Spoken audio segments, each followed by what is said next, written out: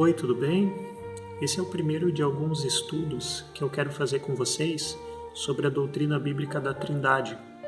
Com certeza esse é um dos assuntos mais importantes do cristianismo, é um dos que mais estão presentes nas páginas das Escrituras, ele pode ser encontrado ao longo de toda a revelação bíblica, mas ao mesmo tempo é um assunto que sempre as pessoas têm muitas dúvidas a respeito dele.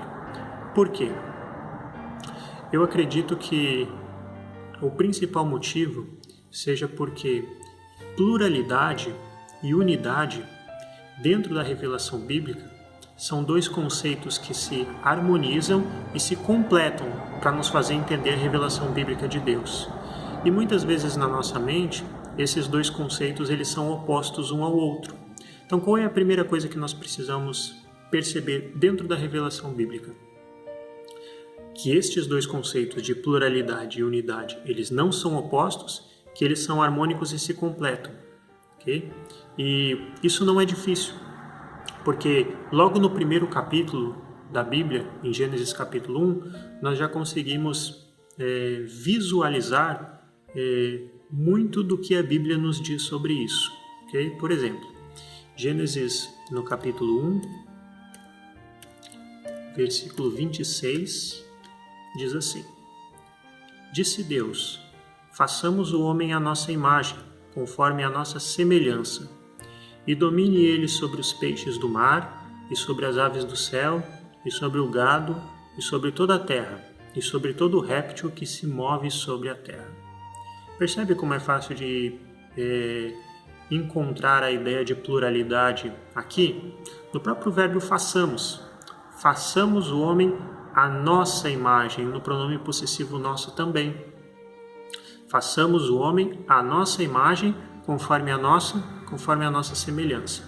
É claro que se analisarmos apenas o versículo 26 de Gênesis capítulo 1, é possível perceber o plural, mas não é possível identificar quantas pessoas fazem parte dessa ordem de Deus e quais são essas pessoas. Não é possível. E isso, com certeza, abre margem para várias possibilidades. Existem algumas pessoas, por exemplo, que imaginam que quando Deus está dizendo façamos o homem à nossa imagem, ele está conversando com os anjos. Ele está dizendo para os anjos, vamos fazer o homem conforme a nossa imagem. Será que isso é uma possibilidade válida? À luz da revelação da palavra de Deus, não. Porque ao analisar todos os versos bíblicos que falam sobre a criação, você nunca vai encontrar os anjos como agentes ativos na obra de criar. Muito pelo contrário, a palavra ela nos ensina que os anjos eles são apenas espíritos ministradores. Hebreus capítulo 1 nos diz isso. Né? Hebreus capítulo 1, versículo 14, diz assim: Porventura não são todos eles espíritos ministradores enviados para servir a favor daqueles que hão de herdar a salvação? Não é função dos anjos atuar na obra de criar, certo? E além disso, não há nenhuma passagem bíblica que dê base para o pensamento de se julgar que os anjos eles possuem a imagem de Deus, certo? Nenhum verso bíblico diz que os anjos possuem ou que eles foram criados ou que eles foram feitos à imagem de Deus. E para que nós encaixássemos os anjos na ordem de Deus, façamos o homem conforme a nossa imagem, conforme a nossa semelhança, dois pressupostos precisariam ser cumpridos. O primeiro deles, no relato da criação, os anjos precisariam estar ali, tendo parte ativa na obra criadora. Alguma passagem bíblica precisaria estar dizendo isso. E segundo pressuposto, deveria haver alguma menção na Bíblia que faz referência a dizer que os anjos possuem ou foram feitos à imagem de Deus. E nenhuma destas duas condições, elas podem ser encontradas dentro da palavra de Deus. Então, imaginar que quando Deus disse assim, façamos o homem conforme a nossa imagem, conforme a nossa semelhança, ele estava falando com os anjos, é uma possibilidade, mas não deixa de ser uma mera conjectura, porque não pode ser baseado e fundamentado dentro da Escritura, dentro da Palavra de Deus. Outra possibilidade. Será que Deus ele poderia estar falando consigo mesmo? Como uma expressão de majestade ou de autoridade, dizendo, façamos o homem, no sentido de colocar a si mesmo a ideia de totalidade e de dimensões maiores? Será que isso é possível? Seria possível sim, porque Deus é tudo em todos, Ele é o Criador de todas as coisas. Mas para que isso fosse possível, nós também precisaríamos analisar algumas condições importantes. Para que isso fosse possível, a revelação bíblica precisaria afirmar enfaticamente que não existiu mais nenhum outro agente que estivesse presente com Deus na criação e que fosse ativo na criação. E além disso, a palavra de Deus também deveria afirmar que nenhum outro agente que estivesse presente na criação foi feito à imagem de Deus. Percebe? Então, se a Bíblia não fizesse nenhuma menção a nenhum agente, nenhuma pessoa, nenhum outro ser que estivesse junto com Deus na criação, e que esse outro ser também fosse a imagem de Deus, então nós poderíamos imaginar, Deus estava sozinho na criação. O Pai estava sozinho na criação, então ele disse para si mesmo, como uma expressão de autoridade, façamos o homem à nossa imagem e conforme a nossa semelhança. Agora imagine a possibilidade. Deus está com Jesus na obra da criação. E Jesus é a expressa imagem do Pai. E Jesus é um ser ativo na criação. E Deus diz assim, agora nós vamos fazer o homem à nossa imagem conforme a nossa semelhança. Mas nossa quem? Só a minha, a sua não. Fica claro que esta possibilidade de Deus estar falando consigo mesmo só seria válida se a Bíblia não revelasse de forma alguma nenhum outro ser pessoal que estivesse diretamente influenciando na obra da criação. É isso que acontece? Não. Não é isso que acontece. O Salmo capítulo 33, por exemplo, nos diz assim: pela palavra do Senhor foram feitos os céus, e todo o exército deles pelo espírito da sua boca.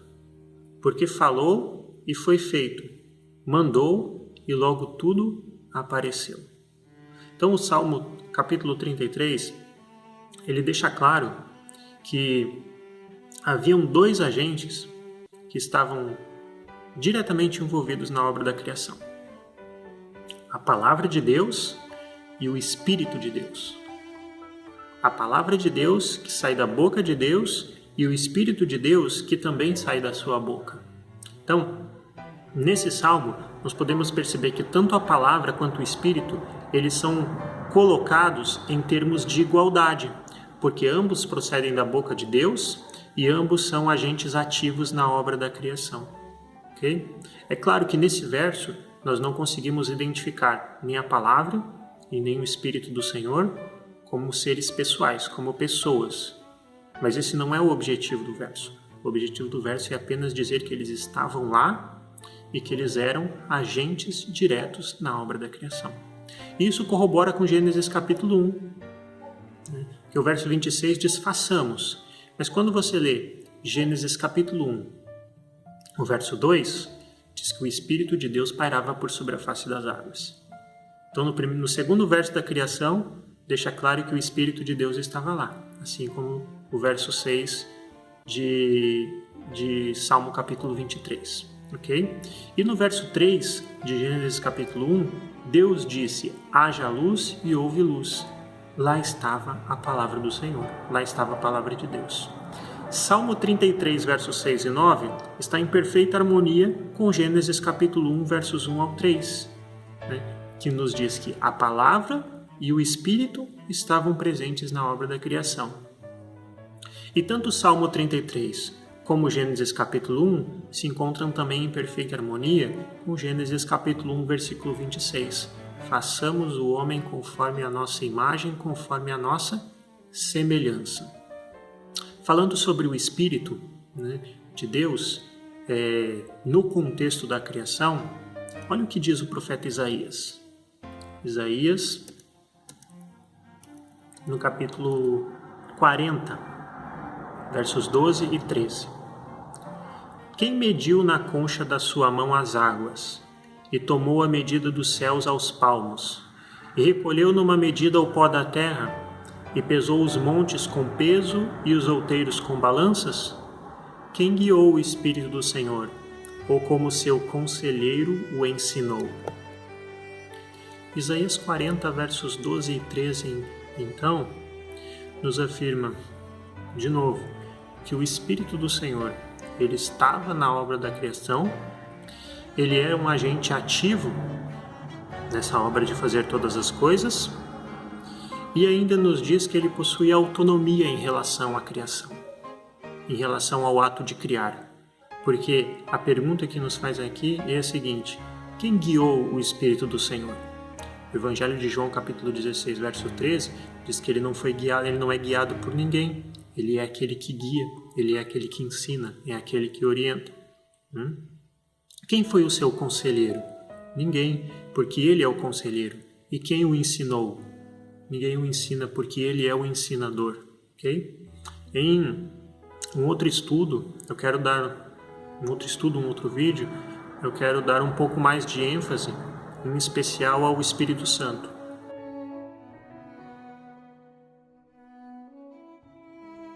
Falar um pouco mais a respeito dele.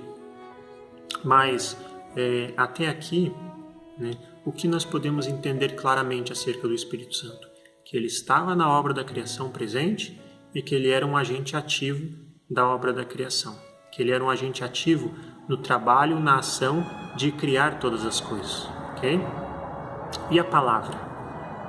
O Espírito de Deus estava com Deus na criação e a palavra de Deus também estava com Deus na criação. E a palavra? Bom, a palavra é um ser pessoal. Nós não temos dúvida nenhuma a respeito disso, porque a palavra é Jesus Cristo. O Evangelho de João, no capítulo 1, falando sobre a encarnação do Verbo, a encarnação da palavra, coloca ele dentro do contexto da criação também. Você quer ver? João capítulo 1 diz assim, os versos 1 ao 3. No princípio ele era a palavra, e a palavra estava com Deus, e a palavra era Deus. Ela estava no princípio com Deus. Todas as coisas foram feitas por ela, e sem ela nada do que foi feito se fez. A palavra de Deus, então, estava na criação, assim como o Espírito de Deus. A palavra de Deus era um agente ativo na criação, assim como era também o Espírito de Deus. E a palavra de Deus, segundo João capítulo 1, versos 1 ao 3, era um ser pessoal, porque ela se fez carne e habitou entre nós. Ok? E o Espírito de Deus? Bom, isso nós vamos trabalhar em um outro estudo. Ok? Mas a palavra era um ser ativo, a palavra era um ser pessoal, e a palavra, segundo a revelação da Bíblia, ela é a imagem perfeita de Deus, a expressão exata do seu ser. Você percebe que todas as condições para que Deus diga assim, façamos o homem à nossa imagem conforme a nossa semelhança, todas as condições para que essa ordem, esse mandado esteja sendo efetuado para com a sua palavra, para com Jesus Cristo. Perceba como o apóstolo Paulo no Novo Testamento fala a respeito de Jesus ser considerado a imagem de Deus. Segundo aos Coríntios, capítulo 4, verso 4. Nos quais o Deus deste século cegou os entendimentos dos incrédulos, para que lhes não resplandeça a luz do Evangelho da glória de Cristo, que é a imagem de Deus. Por que Paulo se refere a Jesus como sendo a imagem de Deus? Porque ele está fazendo uma referência à criação. Isso fica ainda mais claro lendo a carta aos Hebreus. A carta aos Hebreus, capítulo 1, versos 1 ao 3, diz assim: Havendo Deus antigamente falado muitas vezes e de muitas maneiras aos pais pelos profetas, a nós falou-nos nestes últimos dias pelo Filho, a quem constituiu o herdeiro de tudo, por quem fez também o mundo, o qual, sendo o resplendor da sua glória, a expressa imagem da sua pessoa, e sustentando todas as coisas pela palavra do seu poder, havendo feito por si mesmo a purificação dos nossos pecados, assentou-se à destra da majestade nas alturas. Aqui, o autor de Hebreus, ele deixa claro que Jesus é a expressa imagem da sua pessoa e, além disso, coloca Jesus como sendo a expressa imagem da sua pessoa dentro do contexto bíblico da criação, a quem constituiu o herdeiro de tudo e por quem fez também o mundo, através daquele por qual todas as coisas foram criadas, aquele que é a imagem do Deus invisível, a expressão exata do seu ser, ou seja, Jesus estava presente na obra da criação. Ele foi um agente ativo na obra de criar todas as coisas, e ele é a expressa imagem do Pai. Então, é impossível nós afirmarmos que Deus estava falando consigo mesmo na obra da criação. Por quê? Porque a palavra de Deus ela é enfática ao afirmar que Jesus é uma pessoa, que Jesus é a expressa imagem do Pai e que Jesus estava atuando ativamente em conjunto com o Pai, em perfeita harmonia com o Pai, na ação, na obra de criar todas as coisas. Esse relacionamento pessoal entre o Pai e o Filho, que são a expressa imagem da pessoa um do outro, pode ser facilmente percebido em outras passagens bíblicas também. Vou dar um outro exemplo disso. O Salmo capítulo 110. No Salmo capítulo 110, o versículo 1 diz assim: Eis que disse o Senhor ao meu Senhor, assenta-te à minha direita, até que eu ponha os teus inimigos debaixo dos teus pés. Aqui o salmista Davi, ele está fazendo referência diretamente a dois senhores. O Senhor dele e o Senhor que diz ao Senhor dele, assenta-te à minha direita, até que eu ponha os teus inimigos debaixo dos teus pés. É muito parecido com aquilo que em Hebreus nós lemos há pouco. É o Senhor que senta ao lado do Senhor, okay? Aquele que é a imagem perfeita. Esse relacionamento pessoal entre o Pai e o Filho, ele é muito claro dentro da obra da criação, mas ele pode ser percebido assim como no Salmo capítulo 110, verso 1, e em muitas outras passagens das Escrituras, principalmente no desenrolar do plano da salvação. Uma passagem messiânica que é muito conhecida, Isaías capítulo 53, nós vamos perceber essa ideia de pluralidade e de harmonia no trabalho do Pai e do Filho também. Veja o que diz lá.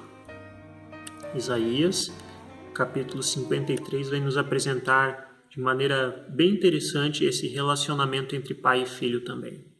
Versos 1 e 2. Quem deu crédito à nossa pregação? E a quem se manifestou o braço do Senhor? Porque ele foi subindo como um renovo perante ele, e como raiz de uma terra seca, porque não tinha beleza e nem formosura. E olhando nós para ele, não havia boa aparência nele para que nós o desejássemos. Então Isaías é uma passagem messiânica muito conhecida. É certo que Isaías capítulo 53 está falando sobre a obra de Jesus. Okay? Quem deu crédito à nossa pregação? Perceba que o princípio usa a forma plural muito parecida com Gênesis capítulo 1, verso 26. Façamos o homem à nossa imagem conforme a nossa semelhança. E aqui diz, quem deu crédito à nossa pregação? Aqui é um relacionamento pessoal entre no mínimo duas pessoas. Aqui, o plural ele se refere ao braço do Senhor, que também é chamado de um renovo que sobe diante dele, ou seja, um renovo que sobe diante do Senhor como raiz de uma terra seca. Esse renovo é Jesus. Jesus que foi transpassado pelas nossas iniquidades e moído por causa dos nossos pecados, que o castigo que cabia a nós foi derramado sobre ele. Não há dúvida disso. Okay? Aqui está falando sobre Jesus. E a revelação bíblica sobre esse renovo que brota, que nasce diante do Senhor, ela é feita não só pelo profeta Isaías, mas também por outros profetas do Antigo Testamento, como, por exemplo, Jeremias. Okay? E cada revelação acerca deste renovo que nasce perante o Senhor, em cada revelação profética, algum detalhe importante nos é acrescentado para entendermos a plena identidade desse renovo que nasce diante do Senhor. Então vamos ler em Jeremias, no capítulo 23, versos 5 e 6. Lá diz assim: Eis que vem dias, diz o Senhor, em que levantarei a Davi um renovo justo. Veja, mesmo renovo justo de Isaías capítulo 53. E sendo rei, ele reinará e agirá sabiamente e praticará o juízo e também a justiça na terra. Nos seus dias, Judá será salvo e Israel habitará seguro. E este será o seu nome com o qual Deus o chamará: o Senhor, justiça nossa. Aqui, o renovo que aparece lá em Isaías capítulo 53 é apresentado a partir de um outro prisma, a partir da perspectiva não de uma raiz que sobe de uma terra seca, mas sim de um rei que reinará e agirá sabiamente, praticará o juízo e a justiça na terra. Nos dias desse rei, o seu povo será salvo, é o que está escrito. E qual é o nome? Qual é o nome desse rei? Qual é o nome desse renovo? Como se chamará esse renovo que nasce como raiz brota como raiz de uma terra seca e que ao mesmo tempo se tornará rei? Ele se chamará o Senhor justiça nossa. Então, o renovo que nasce diante do Senhor em Isaías capítulo 53 também é o Senhor. O Senhor que nasce perante o Senhor para se tornar rei, para se tornar a nossa justiça. Então, o renovo de Jeremias capítulo 23 é o mesmo renovo de Isaías capítulo 53, que brota como raiz de uma terra seca e que aqui se torna rei, se torna a nossa justiça. Aqui nós temos a perspectiva de Isaías e de Jeremias, mas o profeta Zacarias, ele também recebe revelação divina acerca desse renovo justo. Falando sobre ele, Zacarias diz assim, veja como está escrito. Zacarias, no capítulo 3, os versos 1 e 2, diz assim: E ele então mostrou-me o sumo sacerdote Josué, o qual estava diante do anjo do Senhor, e Satanás estava à sua mão direita, para se lhe opor. Mas o Senhor disse a Satanás: O Senhor te repreenda, ó Satanás. Sim, o Senhor que escolheu Jerusalém te repreenda, porque não é este um tição tirado do fogo? Essa passagem de Zacarias capítulo 3, versos 1 e 2, tem um correspondente, um paralelo perfeito no Novo Testamento, no versículo 9 da carta de Judas, quando lá nos é apresentado o arcanjo Miguel. Perceba, aqui nós temos o anjo do Senhor, lá nós temos o arcanjo Miguel. E em Judas capítulo 9, o arcanjo Miguel, ele também está contendendo com Satanás, da mesma forma como o anjo do Senhor aqui em Zacarias capítulo 3. E em Judas versículo 9, o arcanjo Miguel usa as mesmas palavras, né, nessa discussão com Satanás, que aqui em Zacarias capítulo 3 o anjo do Senhor usa com ele. A mesma expressão, o Senhor te repreenda. Então lá nós temos o arcanjo Miguel, aqui nós temos o anjo do Senhor, os dois estão contendendo com Satanás, né, intercedendo em favor do ser humano, em favor de uma pessoa. A única diferença é que aqui, em Zacarias capítulo 3, o anjo do Senhor está contendendo em favor do sumo sacerdote Josué. E lá em Judas, versículo 9, o arcanjo Miguel está contendendo com Satanás acerca de Moisés. Mas eles usam a mesma expressão, a mesma frase, contra a mesma pessoa, com o mesmo objetivo de interceder em favor do ser humano. Isso não é uma mera coincidência. Mas, qual é a identidade desse anjo do Senhor, especificamente aqui no capítulo 3, versos 1 e 2 do livro do profeta Zacarias, né? A identidade desse anjo do Senhor aqui é revelada um pouco mais abaixo, nos versos 8 e 9. Preste atenção como diz lá. Zacarias capítulo 3, versos 8 e 9. Ouve, pois, Josué, sumo sacerdote, tu e os teus companheiros que se assentam diante de ti, porque são homens portentosos. Eis que eu farei vir o meu servo, o renovo, porque eis aqui a pedra que pus diante de Josué. Quem é a pedra? A pedra é Cristo. Quem é o anjo do Senhor? O anjo do Senhor aqui, ele é o mesmo renovo, o servo justo de Isaías capítulo 53, o renovo justo de Jeremias capítulo 23, que é Jesus Cristo, conforme a revelação de Isaías capítulo 53. Então o que nós entendemos? Acordando as três visões dos três profetas sobre a mesma pessoa, o renovo justo. Nós entendemos que em Isaías, capítulo 53, o renovo é o sofredor, é o Cristo que toma sobre si os nossos pecados e as nossas iniquidades. É o Messias dos judeus. Nós entendemos em Jeremias capítulo 23 que o renovo, o justo, ele é o Senhor, da mesma forma. E ele é o Senhor, justiça nossa. É o Senhor que nos cobre com a sua justiça. E em Zacarias capítulo 3, versos 8 e 9, nós entendemos que esse renovo, que é o Senhor nossa justiça, que é o servo sofredor que toma sobre si as nossas iniquidades, que é Jesus, ele é também o anjo do Senhor. Ele é a pedra, ele é o anjo do Senhor. Okay? Então o renovo é o anjo do Senhor, o renovo é o servo sofredor de Isaías 53 e o renovo é o Senhor. Ele é o Senhor de justiça nossa.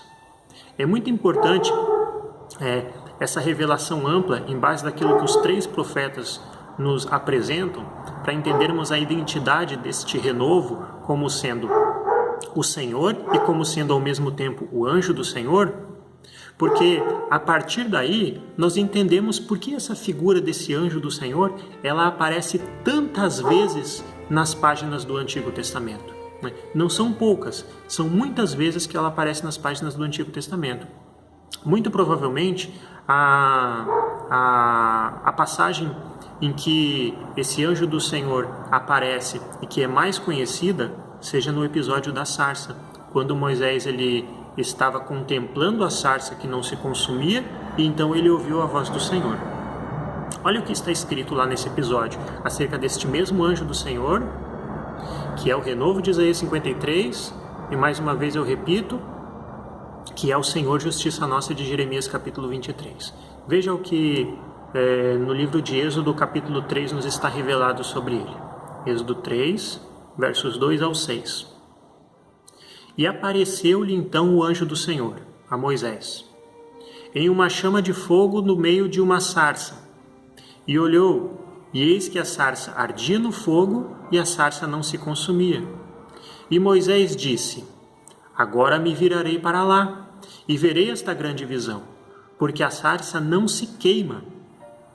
E vendo o Senhor que se virava para ver, bradou Deus a ele do meio da sarça e disse: Moisés. Respondeu ele: eis-me aqui.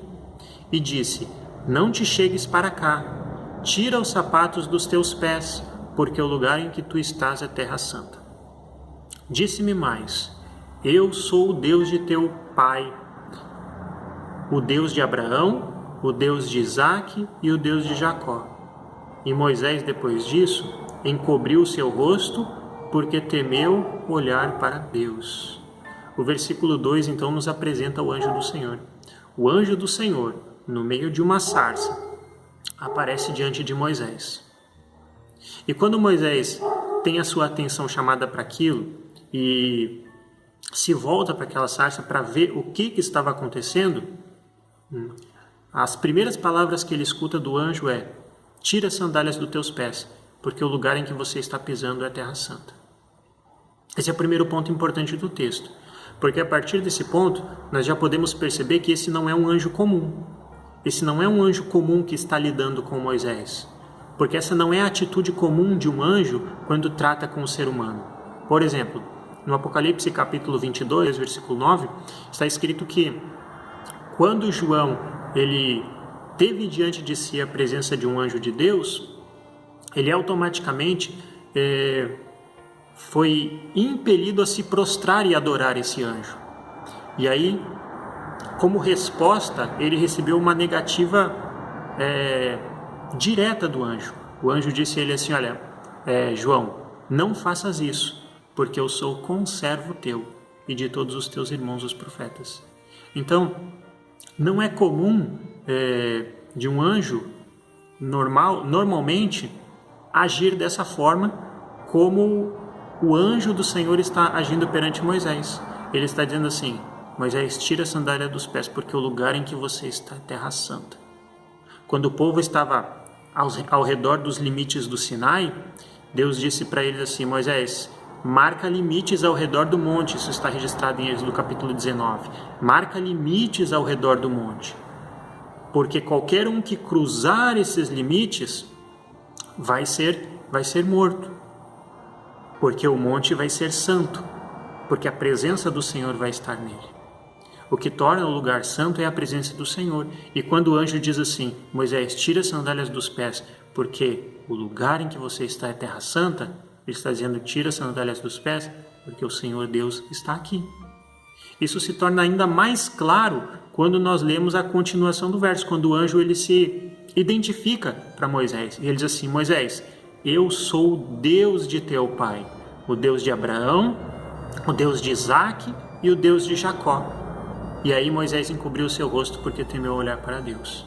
Okay? Qual é a perspectiva? A perspectiva é que o anjo do Senhor aqui está se apresentando para Moisés como Deus.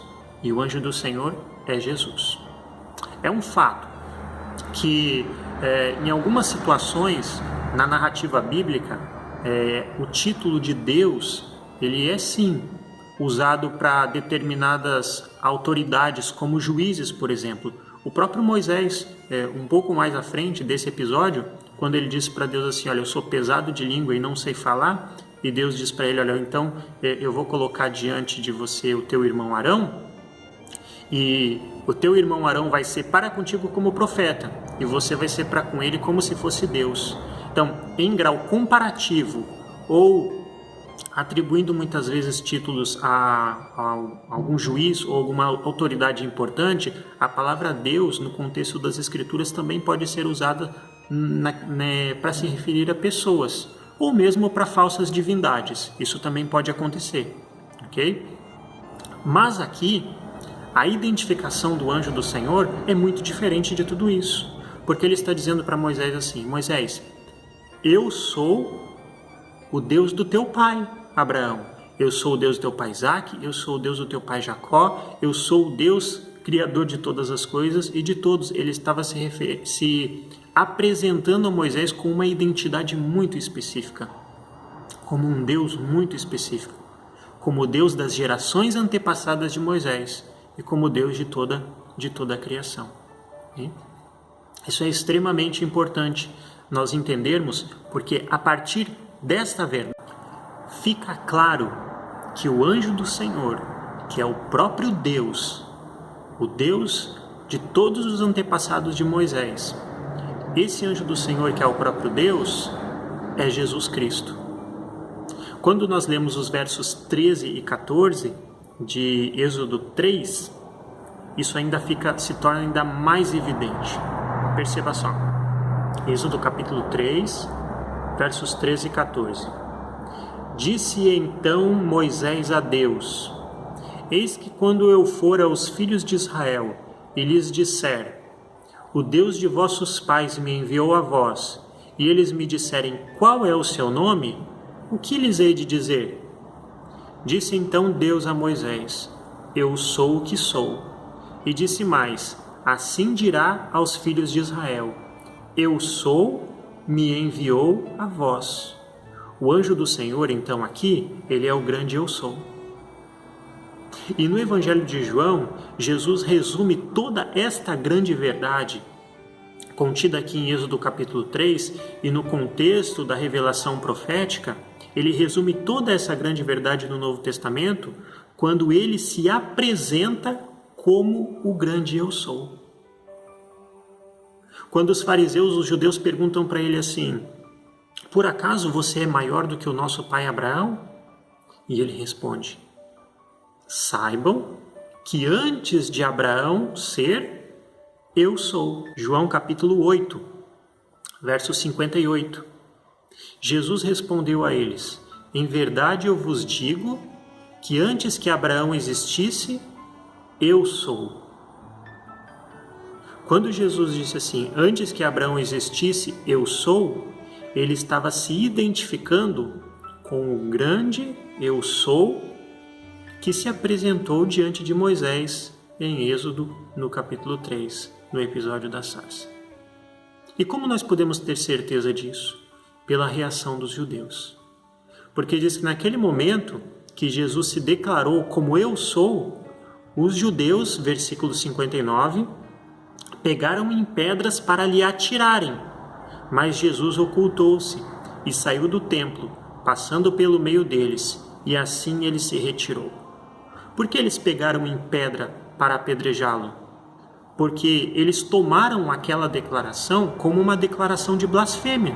Por isso eles pegavam em pedras, né? Porque Jesus, dizendo assim, eu sou, ele estava deixando claro que ele era o Deus pleno que se apresentou diante de Moisés. Que ele era o anjo do Senhor, ele era o renovo de Isaías capítulo 53, que ele era o renovo justo, que é o Senhor justiça nossa de Jeremias capítulo 23, e que ele era o anjo do Senhor da visão de Zacarias capítulo 3, que aqui se apresenta diante de Moisés na sarça, se declarando o grande Eu Sou. Quando Jesus diz Eu Sou, ele está resumindo em si, atraindo para si a autoridade de uma gama de revelações proféticas que estão registradas ao longo de todas as páginas do Antigo Testamento. E isso veio naturalmente à mente dos judeus. Por isso, eles tomaram aquela atitude como uma declaração de blasfêmia e tomaram em pedras para o apedrejar. Por isso Jesus saiu do templo passando pelo meio deles e se retirou.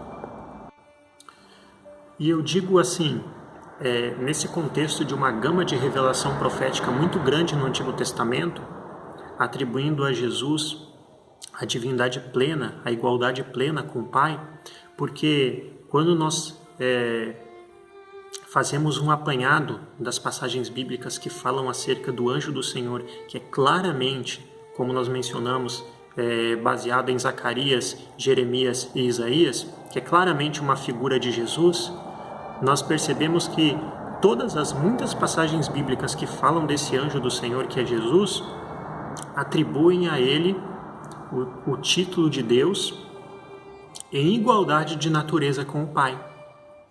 Deixa eu citar algumas passagens que deixam isso bem claro, além daquelas que nós já mencionamos, certo? Primeiro, como Deus ele se revelou a Jacó, como o anjo do Senhor se revelou a Jacó. Gênesis capítulo 31, versos 11 ao 13. E disse-me o anjo de Deus em sonho, Jacó. E eu disse, eis-me aqui. E ele então disse, levanta agora os teus olhos e vê todos os bodes que cobrem o rebanho, que são listrados, salpicados e malhados, porque tenho visto tudo o que Labão te fez. Eu sou o Deus de Betel, onde tens ungido uma coluna, onde me fizeste um voto. Levanta-te agora, sai-te desta terra e torna-te a terra da tua parentela. O anjo de Deus aparece para Jacó em sonho, e se revela como Deus de Betel. Como Deus onde Jacó erigiu um altar de pedras e disse: este lugar se chamará Betel, porque aqui é a casa de Deus, porque aqui é o lugar onde Deus habita. E o anjo do Senhor aqui se apresenta para Jacó, dizendo: olha, eu sou aquele Deus de Betel. Não se esqueça, o anjo do Senhor é uma figura de Jesus, conforme todas as revelações que mencionamos. Então, o anjo do Senhor está se declarando como sendo Deus pleno para Jacó. Okay? Um outro exemplo bíblico, no livro de Juízes, capítulo 13, versos 17 e 18. E disse Manoá ao anjo do Senhor. Manoá respondendo ao anjo do Senhor: qual é o teu nome? Para que quando se cumprir a tua palavra te honremos. E o anjo do Senhor lhe disse: por que perguntas assim pelo meu nome, visto que o meu nome é maravilhoso? Porque o anjo do Senhor se identifica para Manoá como sendo aquele que se chama maravilhoso? Porque é exatamente assim que o Messias seria reconhecido nas palavras do profeta Isaías. Isaías capítulo 9, versículo 6, também uma passagem messiânica muito conhecida, diz assim: porque um menino nos nasceu, um filho se nos deu, e o principado está sobre os seus ombros, e o seu nome será Maravilhoso, Conselheiro, Deus Forte, Pai da Eternidade e Príncipe da Paz.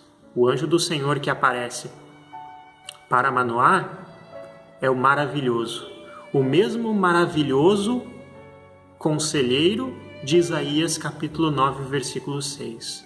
Aquele menino que nasceria e que se chamaria Maravilhoso Conselheiro, Deus Forte, Pai da Eternidade e também Príncipe da Paz. Tem ainda mais um exemplo importante que eu quero fazer menção, que é o episódio em Gênesis capítulo 16, quando Agar, a serva de Sarai, esposa de Abrão, é expulsa e vai parar no deserto. Então lá ela tem um encontro com o anjo do Senhor, e o anjo do Senhor passa a conversar com ela. Veja o que está escrito em Gênesis capítulo 16, dos versos 11 ao 13, falando sobre esse episódio. Disse-lhe também o anjo do Senhor: eis que concebeste e darás à luz um filho, e chamarás o seu nome de Ismael, porquanto o Senhor ouviu a tua aflição. E ele será homem feroz, e a sua mão será contra todos, e a mão de todos contra ele. E habitará diante da face de todos os seus irmãos. E ela chamou o nome do Senhor, que com ela falava: tu és Deus que vê, porque disse: não olhei eu também para aquele que me vê? Como Agar reconhece o anjo do Senhor que está conversando com ela aqui? Da mesma forma que Manoá, da mesma forma que Moisés reconheceu o anjo do Senhor, como Deus em plenitude, como Deus pleno. O texto bíblico diz que ela chamou o nome do Senhor que com ela estava falando ali. Perceba que muitas vezes anjos, eles são tidos como mensageiros, tanto no Antigo como no Novo Testamento. E no âmbito de ser um mensageiro, um anjo, como um portador de uma mensagem, ele é um representante daquele que o está enviando. Mas quando nós nos referimos ao anjo do Senhor, que é o renovo justo, que é Jesus Cristo, nós não podemos vê-lo apenas como um representante, por muitos motivos que estão claramente revelados nos versos que nós lemos. Por exemplo, quando Moisés ele conversou com o anjo, e o anjo diz: tira as sandálias dos pés, porque o lugar em que tu estás é terra santa. Ele estava dizendo assim: Moisés, o lugar em que você está é terra santa, porque o próprio Senhor está nele aqui conversando com você. Não um representante, mas o próprio Senhor está aqui. Quando o anjo do Senhor conversa com Agar, e Agar percebe com quem ela está falando, ela tem plena certeza de que aquela pessoa com quem ela está conversando é o Senhor. Por isso o texto bíblico diz: e chamou ela o nome do Senhor que com ela estava falando. Agar não estava falando com um simples mensageiro de Deus. Ela não estava falando com um simples representante de Deus. Ela estava conversando com o próprio Senhor. Ela estava diante do próprio Senhor. E aí ela diz: tu és Deus que vê. Por que Agar reconhece no Senhor o Deus que vê?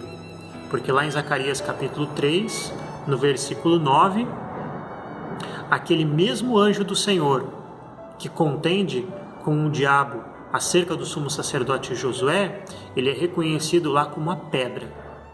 E não só como a pedra, mas como aquele que tem diante dele os 7 olhos de Deus. Por isso ele é reconhecido aqui por Agar como aquele que vê. Então, o paralelo é perfeito. Todas as representações do anjo do Senhor, que aparecem em destaque nas páginas do Antigo Testamento, se referem à mesma pessoa.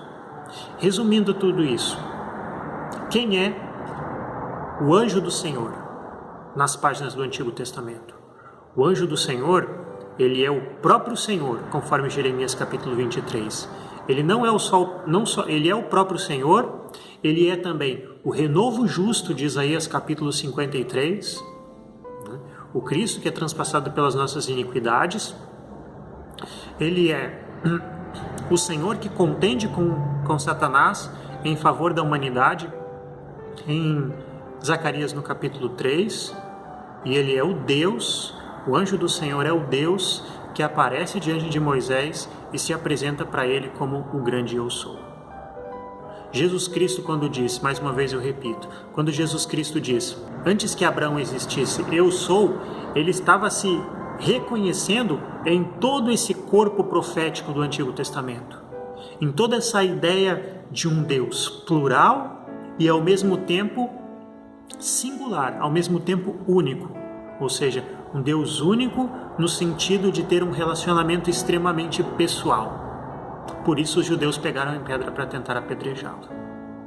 Essa foi talvez a primeira vez que os judeus pegaram em pedra para tentar apedrejá-lo por perceber que ele estava se identificando com o próprio Deus.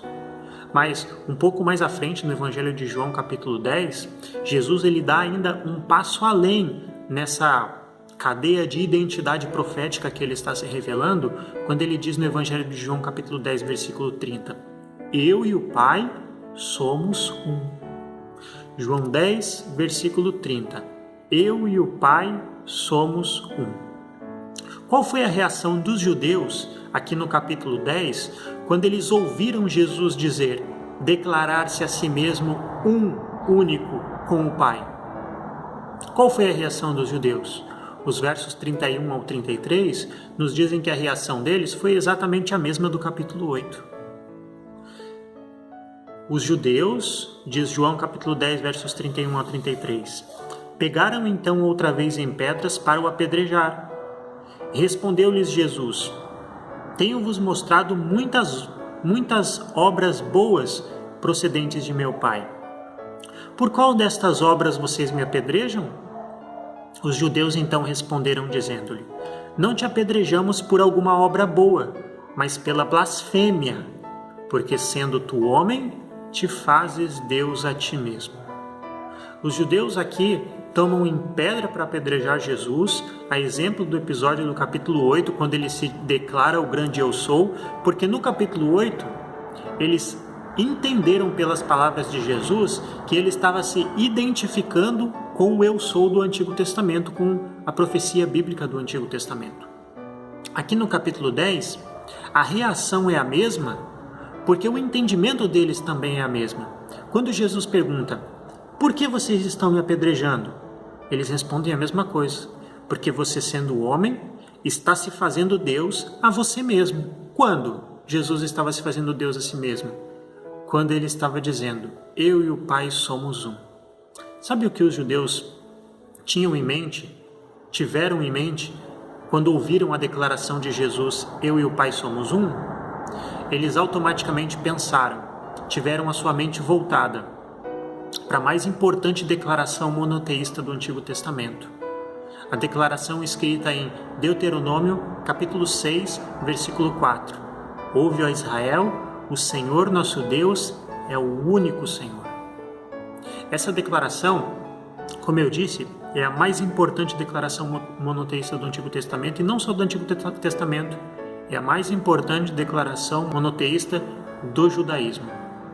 Por isso que os judeus diante de Jesus viram nele uma grande blasfêmia, porque eles entenderam que Jesus estava se identificando com essa declaração. E que autoridade? Por quê? Como Jesus ele consegue, ou ele tem autonomia para se identificar com o único Senhor de Deuteronômio capítulo 6, versículo 4? De que forma Jesus consegue agir? Porque ele é a expressa imagem do Pai. Porque ele é a expressão exata do ser de Deus. Porque ele coexiste em uma unidade plena com o Pai. Então, quando nós lemos Deuteronômio capítulo 6, versículo 4, ouve, ó Israel, o Senhor nosso Deus é o único Senhor, e Jesus toma para si essa declaração tão enfática de unidade, ele está dizendo, eu e o Pai somos um, em detrimento a qualquer outro Deus que possam achar que existe, eu e o Pai somos um. Essa revelação está lá no próprio texto de Deuteronômio capítulo 6.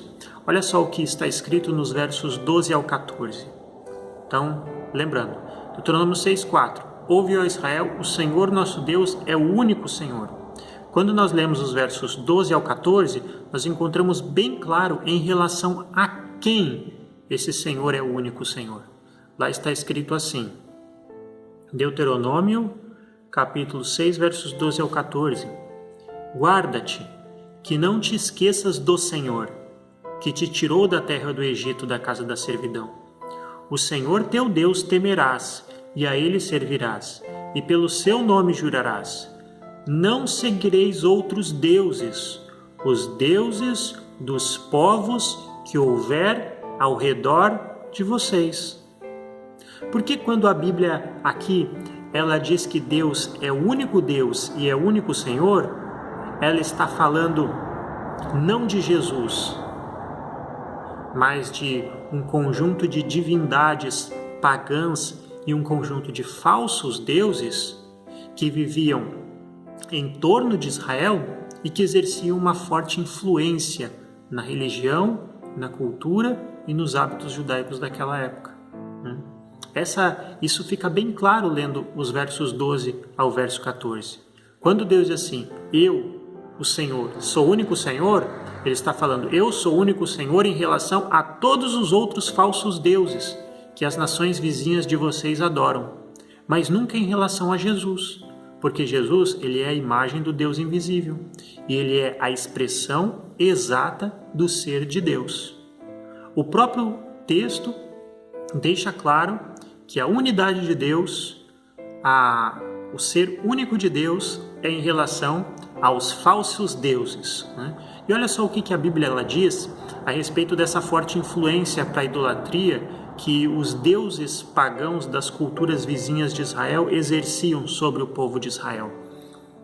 Para que essa declaração fosse tão enfática de Deuteronômio capítulo 6. Juízes capítulo 2, versos 12 e 13, falando sobre isso, diz assim, eles deixaram ao Senhor Deus de seus pais, que os tirara da terra do Egito, e foram-se após outros deuses, dentre os deuses dos povos que havia ao redor deles, e adoraram a eles, e provocaram o Senhor a ira, porquanto deixaram ao Senhor e serviram a Baal e também a Astarote. Por causa então dessa tendência a adorar deuses que na verdade não existem, é que o Deus verdadeiro, ele sempre insistiu em deixar claro a sua singularidade em relação a esses falsos deuses, a essas falsas divindades. Por isso que existem tantas declarações de existir um único Deus verdadeiro no Antigo Testamento, dentre as quais a mais enfática e mais importante é essa de Deuteronômio capítulo 6, versículo 4. O próprio contexto diz que está falando exatamente desse pressuposto de Deus se colocar como o único Deus verdadeiro em detrimento a divindades pagãs. Nunca em relação à pessoa de Jesus, porque, mais uma vez, como nós dissemos, Jesus é a expressa imagem do Pai, né? Ele é a imagem do Deus invisível. Veja, mais uma vez, a preocupação de Deus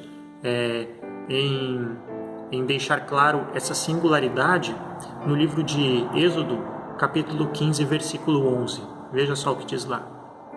Ó Senhor, quem é como tu entre os deuses?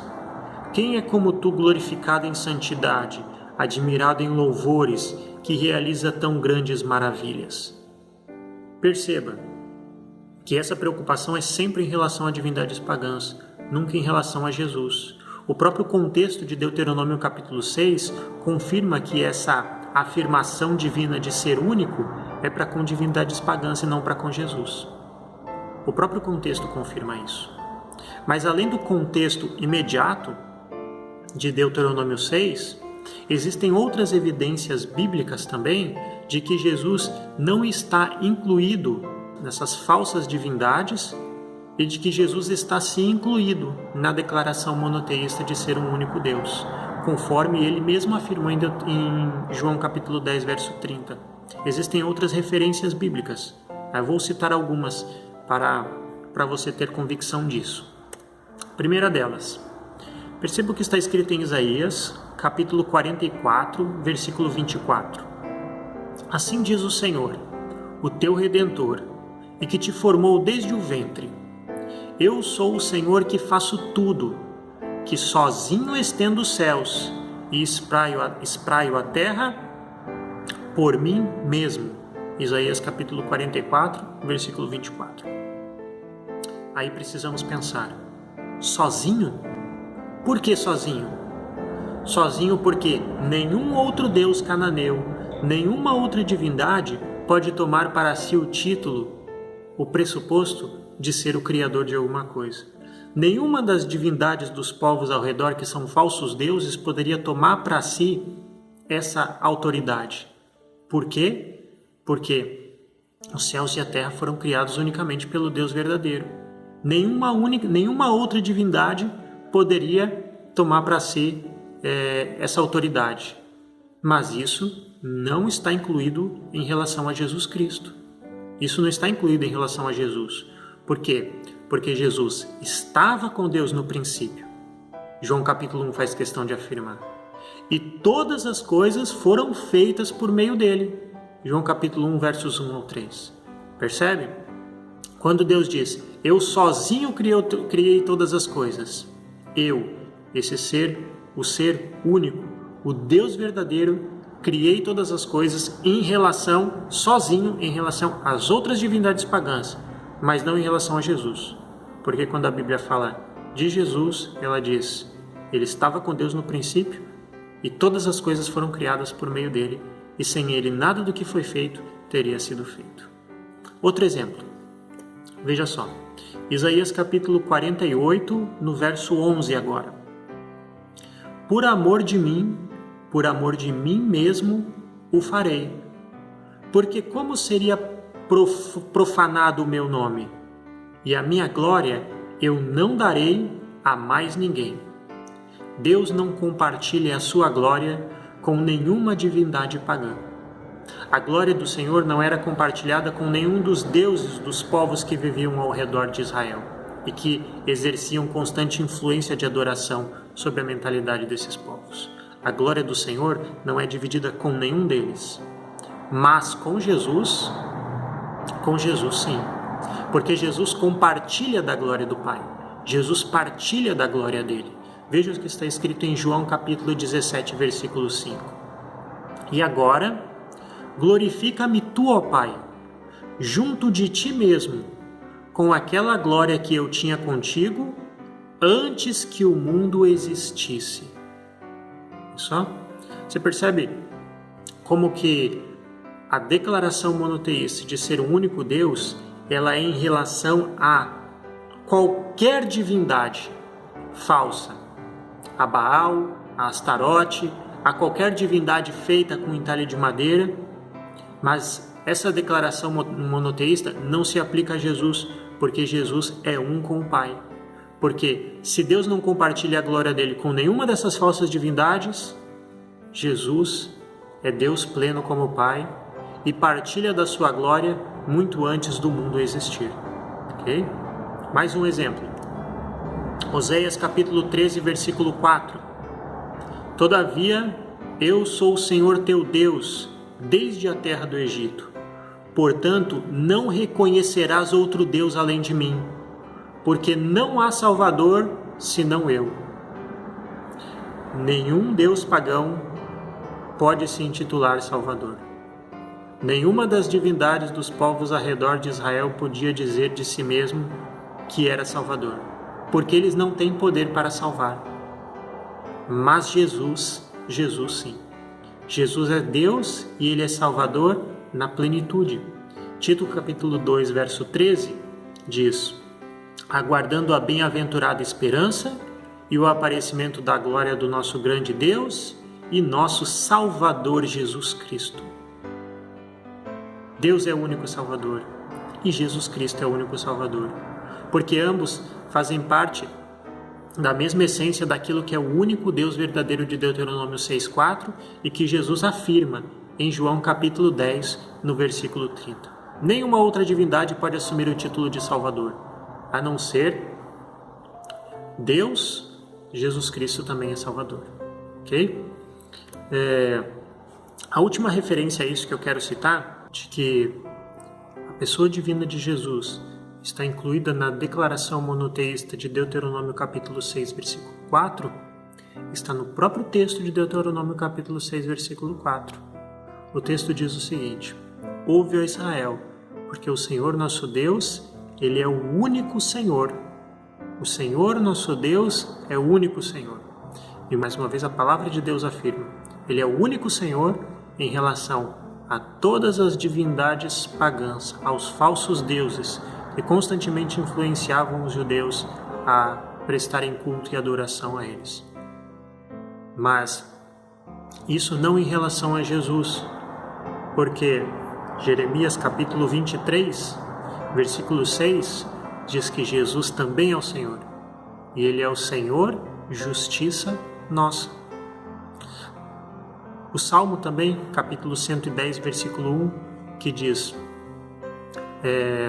disse o Senhor ao meu Senhor, assenta-te à minha direita até que eu ponha os teus inimigos por debaixo dos teus pés. A palavra de Deus, então, ela chama Jesus de Senhor e ela chama Deus o Pai de Senhor. Por isso que é muito claro que quando Deuteronômio capítulo 6, versículo 4 diz: o Senhor nosso Deus é o único Senhor, ele está falando, ele é o único Senhor em relação a todas as divindades pagãs, conforme está escrito nos versos 12 ao 4, mas não em relação a Jesus, porque Jesus também é o Senhor. Jesus, ele é o Senhor justiça nossa. Todas essas afirmações, elas são fortíssimas evidências bíblicas, tanto do contexto imediato de Deuteronômio 6, quanto as palavras de Jesus e todas as outras referências monoteístas no livro de Isaías ou no livro de Salmos. Todas elas são evidências fortíssimas de que Jesus está sim incluído nisso que é a unidade plena do ser de Deus, na pluralidade do ser de Deus. O grande problema é que muitas vezes quando nós pensamos na ideia de único, de unidade, nós imaginamos que a ideia de único tem que ser apenas um indivíduo. Mas mas o senso bíblico de unidade, ele vai muito além disso. Ele se aprofunda em relação a isso, no sentido de unidade, não no aspecto de um único indivíduo muitas vezes, mas em um único coração ou uma única natureza. Alguns exemplos bíblicos para você analisar. Jeremias capítulo 32, versos 38 e 39, diz-nos o seguinte: eles serão o meu povo, e eu lhes serei o seu Deus, e lhes darei um mesmo coração e um só caminho, para que me temam todos os dias, para o seu bem e o bem de seus filhos depois deles. A palavra aqui, um mesmo coração, é exatamente a mesma palavra hebraica que é usada em Deuteronômio capítulo 6, versículo 4. Uma unidade plena, uma harmonia plena de vontades, uma única vontade, um único desejo, um único coração. Isso é o que compõe também um único Deus. Outro exemplo, Gênesis capítulo 2, versículo 24. Portanto, deixará o homem a seu pai e sua mãe, e apegar-se-á à sua mulher, e ambos se tornarão uma só carne. Mais uma vez, a palavra hebraica aqui em Gênesis capítulo 2, 24, para uma só carne, é exatamente a mesma palavra hebraica em Deuteronômio capítulo 6, versículo 4. O Senhor nosso Deus é um só Senhor. A mesma palavra é usada, mas no sentido de uma mesma natureza, uma só carne. Por isso foram chamados por Deus, Adão e Eva, por um mesmo nome. Né? Adão e Eva, quando eles foram criados das mãos de Deus, Deus uniu o homem e a mulher e eles se tornaram uma só carne, conforme diz a Escritura. Gênesis capítulo 5, versos 1 e 2, afirma o seguinte: Este é o livro das gerações de Adão. No dia em que Deus criou o homem, à semelhança de Deus o fez. Homem e mulher os criou, e os abençoou, e chamou o seu nome Adão, no dia em que eles foram criados. O homem foi criado por Deus, um único ser, uma única carne, com um único nome, mas em uma pluralidade de pessoas. Porque a natureza é una, a vontade é una, mas a unidade, ela se torna aperfeiçoada quando nós temos dois ou mais indivíduos ligados pela mesma carne, pela mesma natureza, pela mesma vontade, pelo mesmo ser. E por que o homem foi criado das mãos de Deus assim? Uma natureza, uma carne, um mesmo nome, ambos foram chamados de Adão. Você percebe que Eva foi o nome que Adão deu para ela posteriormente, mas quando foram criados, eles foram chamados ambos de Adão. Uma mesma carne, uma mesma natureza, um mesmo nome, mas uma pluralidade de pessoas. Por quê? Porque o homem foi criado assim no princípio. Porque o homem foi criado à imagem de Deus. Gênesis capítulo 1, versículo 27. O verso 26, Deus disse: façamos o homem à nossa imagem, conforme a nossa semelhança. E o verso 27 diz: e foi criado então o homem à imagem de Deus. A imagem de Deus, ele o criou. Essa é a essência da natureza de Deus. Porque segundo Deuteronômio capítulo 6, versículo 4, e toda a revelação bíblica acerca desses dois conceitos, pluralidade e unidade, eles se harmonizam, se completam e alcançam a sua plenitude na natureza divina. Uma natureza plural, una e perfeita. É isso que Jesus nos revela ao longo das páginas das Escrituras. Essa foi uma exposição um pouco mais abrangente, um pouco mais ampla do que é a revelação bíblica sobre o ser de Deus, baseado nesse relacionamento, nessa harmonia entre os conceitos de pluralidade e unidade.